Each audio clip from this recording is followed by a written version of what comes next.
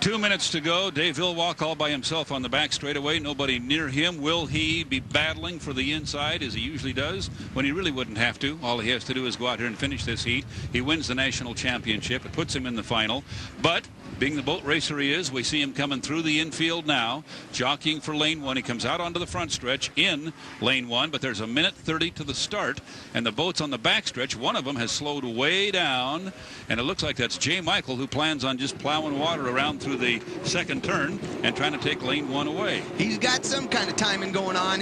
Hopefully it's just a timing thing that he's cruising slow to get that inside lane. Hopefully it's not a boat problem, but like you say, back with the Budweiser, you know, you always want to fight to get the inside lane, even though you can do it on the outside. It's a racing thing, you know, and if you end up getting out there and the opportunity comes out, you just got to go for it. J. Michael Kelly and Ken Muscatel are both way ahead of Dave Villwock at this point. Remember, the race has not started and will not until they come around to start finish, and they can't get there before the clock ticks down to 0-0. J. Michael Kelly is at the apex of the turn in the orange and white boat with 41 seconds to go. Wow. Seems awfully early. Ken Muscatel a little slower behind him. J. Michael now running down to the start-finish line. We haven't seen a good start here yet this weekend, Mark, and it doesn't look like this one will be any different. Dave Villwock is going to be outside of those two boats, but he's going to have some boat speed, and this thing could be over before the first turn. But there's 20 seconds still. I mean, I still can't understand why they've been so early. I don't know if it's a new race course or what the heck the deal is, but it's got to be frustrating for these guys because you want to do a full blast start. It's just crazy. J. Michael Kelly, the far right side of your picture, is approaching the start-finish line. He has 4, 3, 2, 1 seconds. We'll have to check on the start.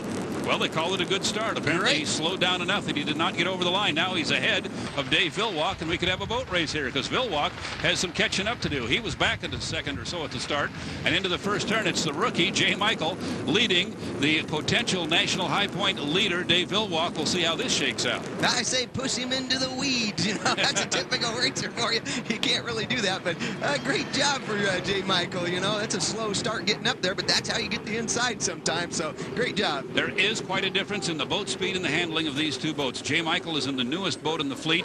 It's never been completely dialed in. He just can't put the hammer down the way Villwock can, and we're going to see the red boat pull up right beside him in this turn, and here comes Dave Villwock and Miss Budweiser. He is now leading J. Michael, and J. Michael got into some rough water there in the turn. He sure did, and the Budweiser took a big hop too. It's still rough out here. The wind's changed today. It's going the other direction. We've had freighters coming through, so they're going to be hopping all around. In fact, Terry Troxel made a comment how he darn near blew his boat over. I missed that one, but it just tells you how rough it is out there. Dave Villwock is the leader at the end of lap 1. J. Michael Kelly off to his left, though, has the hammer down, and they're both at top speed now on the front straightaway. Budweiser bouncing wildly. We usually don't see that boat that far out of shape.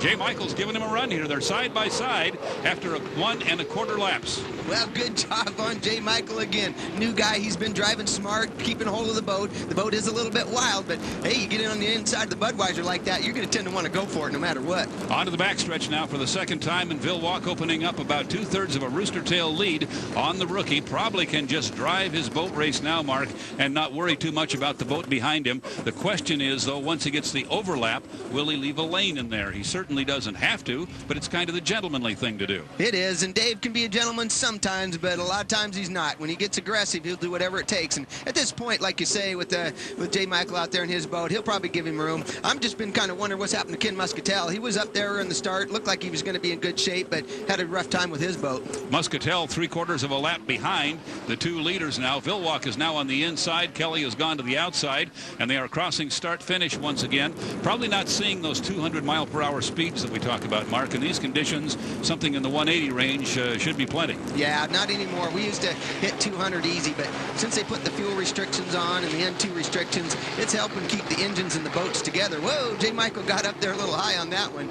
But no, we don't turn the speeds like we used to, and due to the weather, that's going to create a lower lap time. St. Clair River now has the wind coming up the river against the current. It creates very choppy conditions, as rough a race course as these guys ever race on, and Dave Villwock has a half a lap to go to clinching the O'Doul's National High Point Championship. It'll give him enough points that nobody can catch him if they leave the boat on the trailer the rest of the day. And at that point, Mark, you can congratulate him in your interview. Oh, Bud got high. Yeah, he did. Right at the entrance pin.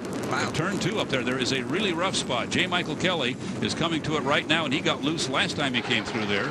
Right there, he bounces a little bit. Appears to be okay, though, and Vilwalk will almost catch Dr. Ken Muscatel on the front stretch as he comes down to complete his 3rd lap and take the checkered flag. Muscatel just completing lap 2. The black boat actually ran very well in qualifying, but has had a problem here. Now, the checkered flag for Dave Vilwalk, Miss Budweiser. He'll pick up 40 points for winning Heat 2B. He will clinch the 2004 O'Doul's National High Point Championship. 2nd place will go to J. Michael Kelly in the U2 Miss Graham Trucking. 3rd place eventually to Dr. Ken Muscatel, and the U25 AIM Plastics still with a half a lap to run.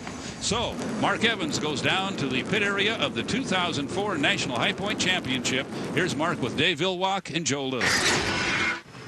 Hey, Joe, we were up in the booth talking, and Montgomery says, got a half a lap to go, and they got it clinched. But that's about the time you really hear the gremlins, and you start getting nervous. Yeah, I mean, you certainly do. I tell you, with the water out here as rough as it is today, and you never can tell what's going to happen.